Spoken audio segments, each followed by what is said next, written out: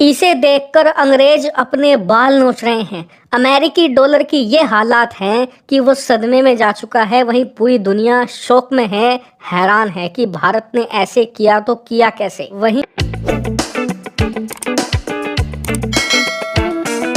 British media और Britain के लोग ये सोच रहे हैं कि यार हमने तो इस देश को अब से 77 साल पहले बर्बाद करके छोड़ा था, यानी कि भारत के साथ हम जितना गलत कर सकते थे हमने किया था, ताकि ये देश कभी उभर ना पाए, हमसे आगे ना निकल पाए और हमें पछाड़ ना पाए। लेकिन 77 सालों के अंदर ही ये देश ना सिर्फ अपने पैरों पर खड़ा हो गया है, बल्कि आज तो इसने हमें एक ऐसे मामले में पछाड़ दिया है जिसमें हमने कभी सोचा भी नहीं था। लेकिन ऐसा हो क्या गया और ये पूरा मामला है क्या, चलिए मैं आपको विस्तार से सारी चीजें समझाता हूँ।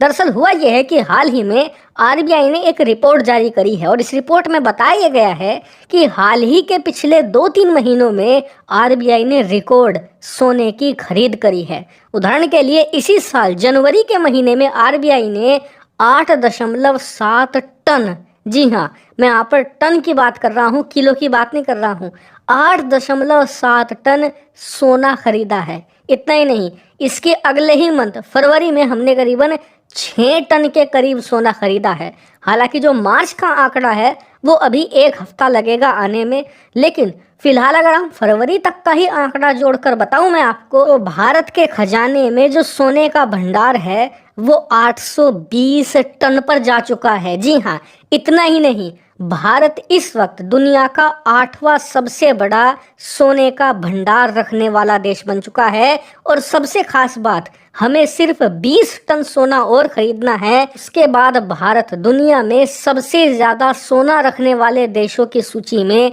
7वें नंबर पर आ जाएगा। और सबसे अमेजिंग बात पता है क्या है? वो अंग्रेज जिन्होंने कई दशकों तक भारत को लूटा, भारत जो कभी सोने की चिड़िया कहा जाता था और पूरी ग्लोबल जीडीपी का, यानी कि दुनिया की उस समय टोटल जो अर्थव्यवस्था थी उसका 27% भारत कंट्रीब्यूट करता था, यानी कि भारत उस समय दुनिया की सबसे बड़ी अर्थव्यवस्था था। अंग्रेजों ने कुछ 100 सालों में उसे इतना लूटा कि बिल्कुल खाली कर दिया। हमारे देश में खाने के लाले पड़ गए थे, इतनी बुरी स्थिति थी। और अंग्रेजों ने हमारी जितनी भी बॉर्डर थी उसे ऐसे डिजाइन किया ताकि भारत आने वाले सैकड़ों सालों तक अपने पड़ोसियों से लड़ता रहे। यानी कि अंग्रेजों से जो बन पड़ा, इन्होंने वो गलत काम भारत के साथ किया। लेकिन आज स्थिति ये है 2024 के अंदर कि आज़ादी के 77 सालों के बाद भारत का जो सोने का भंडार है वो ब्रिटेन से 3 गुना बड़ा हो चुका है। जी हाँ, ब्रिटेन का जो स्वर्ण भंडार है वो 300 टन से भी कम है।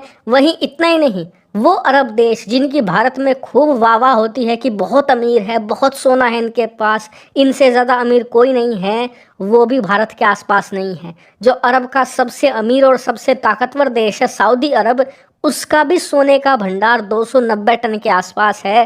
भारत का 820 के भी पार जा चुका है। लेकिन इतना सोना खरीदने के पीछे भारत का मकसद इन छोटे मोटे छुटभैया देशों को पछाड़ना या हराना नहीं है। दरअसल भारत इतना सोना खरीदकर अमेरिकी डॉलर को टक्कर देना चाहता है। आप जानते ही हैं दुनिया भर की करेंसी और मुद्राएं अमेरिकी डॉलर के सामने लगातार कमजोर पड़ रही हैं।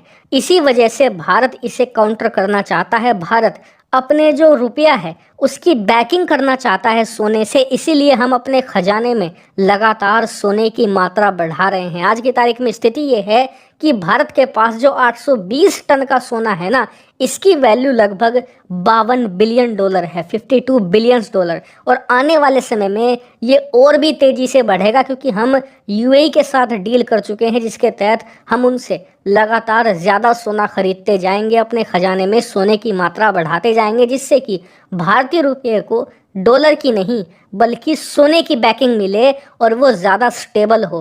अमेरिकी डॉलर कितनी भी कोशिश कर ले वो भारतीय रुपये को ना गिरा पाए। यानी कि भारत इतना सोना इसलिए खरीद रहा है ताकि भारतीय रुपये के मामले में भी हम डॉलर पर, यानी कि एक विदेशी करेंसी पर निर्भर ना हो, इसमें भी हम आत्मनिर्भर बने और अपनी जो करेंसी है उसे ताकतवर बनाए रखें। हालांकि इस मामले पर मैं आपको आगे भी अपडेट देता रहूँगा, इसीलिए चैनल को सब्सक्राइब कर लें।